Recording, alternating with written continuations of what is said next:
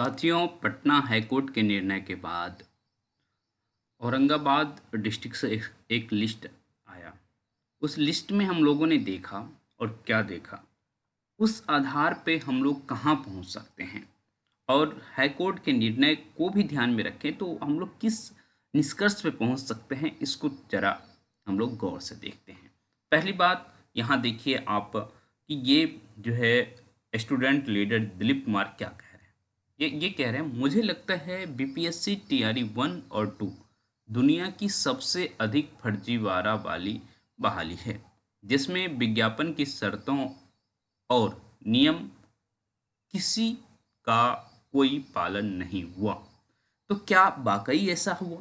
ठीक है, तो आप लोग को पहले ये बात बताइए, विज्ञापन की शर्तें जो थी वो क्या थी? एक चीज आपको याद होगा, बहुत ज्यादा डिटेल में नहीं जाएं तो आपको एक चीज तो जरूर याद होगा कि ये बीपीएससी द्वारा एक पेपर, क्वालिफाइंग पेपर रखा गया था। याद है आपको? रखा गया था या नहीं रखा गया था, बताइए। तो तो उसका ध्यान रखा नहीं गया, ये बात तो पूरी दुनिया को पता है कि नहीं? और उसके बाद एक चीज जो मैं कुछ देर पहले, कुछ समय पहले, कुछ घंटे पहले बताया हूँ, उसमें आप देखिए कि क्या बताया हूँ। ठीक है, तो थोड़ा सा मैं इधर ले चलता हूँ पीडीएफ को। एक मिनट, आपका जो लिस्ट है वो लिस्ट थोड़ा सा देखिए। ये हाई कोर्ट का डिसीजन है, आपको पता है। ठीक है, तो हाई कोर्ट का डिसीजन है। हाँ, ये देखिए, इसको थोड़ा जूम करें। इसमें देखिए कि जो है कि क्या स्थिति है इस लिस्ट में अच्छे से गौर से देखिए। सुमन पटेल क्या होंगे? लड़का होंगे या लड़की होंगे? चलिए, कंफ्यूजन है, सुमन लड़का का भी लड़की का भी नाम हो सकता है। लेकिन शिव कुमार यादव, ये किसका नाम है? लड़का का है या लड़की का है, बताइए। मुकेश कुमार गौतम किसका नाम है, बताइए, लड़का का है कि लड़की का है? ठीक है, तो ये आखिर कैसे हो गया? गड़बड़ी सिर्फ लड़कियों में थी तो लड़कों में कैसे, लड़कों का नाम इसमें कैसे आ गया?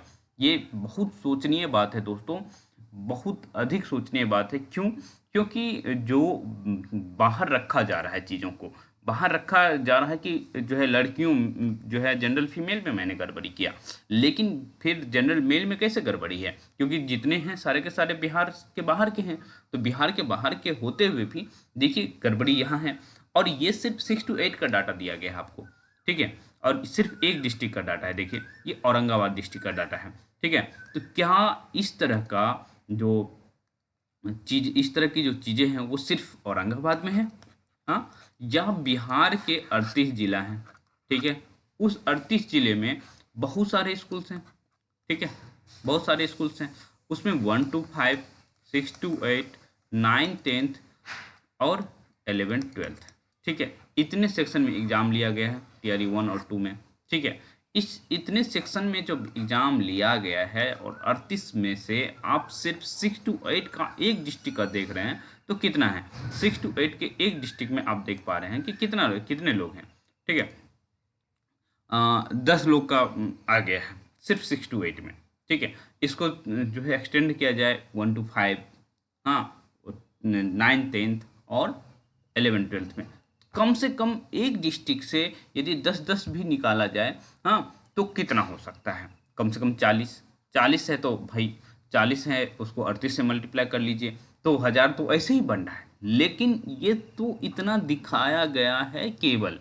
ठीक है, यदि सघन जांच, मैंने तो ये स्टेट के आधार पे हुआ है, स्टेट के आधार पे भी जो है सघन जांच होनी चाहिए।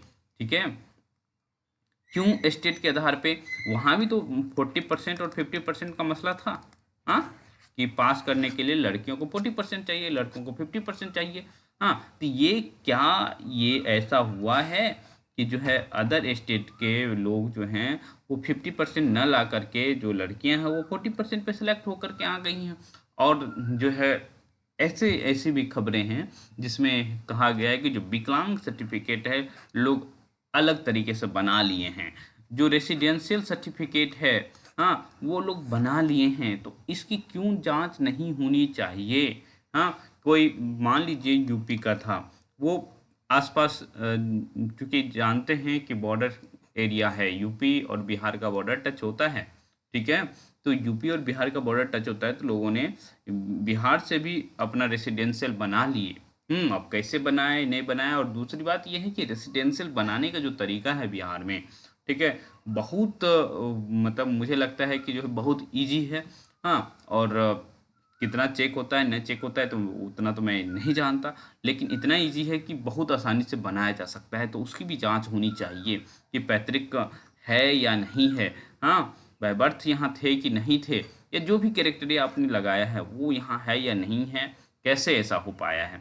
तो इसको भी जाँच करने की ज़रूरत है, और इसको आप समझिए कि सारे डिस्ट्रिक्ट में लागू किया जाए, देखा जाए तो कई हज़ार, हाँ, 38 इंटू जो है हमने कहा 40, ठीक है, 38 को मान लीजिए ये 40 है, ठीक है, तो 1600 बन जा रहा है। हाँ, 1600 टीचर की नियुक्ति इस तरह से हो सकती है, यदि सिर्फ 10-10 ही लिया जाए हर एक सेक्शन में, तो क्या सिर्फ 10-10 ही होंगे? आप समझिए। ऐसी स्थिति होगी नहीं, ये इतनी बड़ी वैकेंसी है। इतनी बड़ी वैकेंसी में कहीं न कहीं जब ये आप हाई कोर्ट ने लड़कियों के बारे में कहा, आप लड़कों का भी लिस्ट निकाले हैं, इसका मतलब जो है गड़बड़ी तो हुई है। गड़बड़ी हुई तो फिर जाँच क्यों नहीं होनी चाहिए? जाँच होनी चाहिए तो जाँच के दायरे में कौन-कौन लोग आएँगे, आखिर ऐसा क्यों हो पाया, वो सारी चीज़ हो, और साथ ही साथ जो बच्चे योग्य थे टीआरई 1 या टीआरई 2 में, उनकी नियुक्ति ज़रूर होनी चाहिए, चाहे वो बिहार के हैं, चाहे वो बिहार के बाहर के हैं, वो एलिजिबल हैं। हाँ, उन्होंने सब कुछ ठीक किया है, उनका डॉक्यूमेंट ठीक है, तो ऑब्वियस सी बात है उनकी नियुक्ति होनी चाहिए। ठीक है?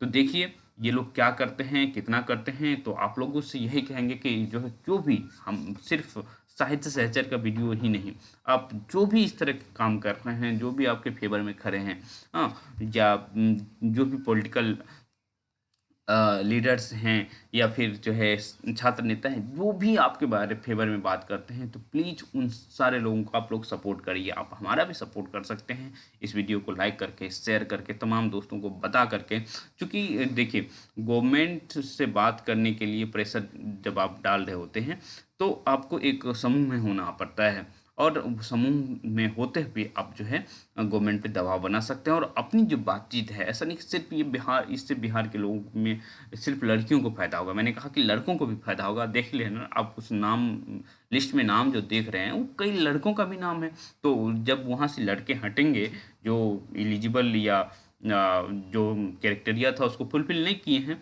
तो लड़के भी हटेंगे, लड़के हटेंगे तो फिर लड़कों को भी तो फ़ायदा होगा। तो देखिए कि जो है, और दूसरी तरफ अभी मामला जो है कोर्ट में और सारी चीज़ें चल रही हैं, तो देखिए उन सारी चीज़ों को के मद्देनज़र क्या-क्या घटनाएँ घटित होती हैं, ठीक है?